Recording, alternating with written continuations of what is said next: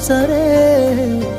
ఇప్పుడు ఫిక్స్ అయినానే నా పెళ్ళమేను అని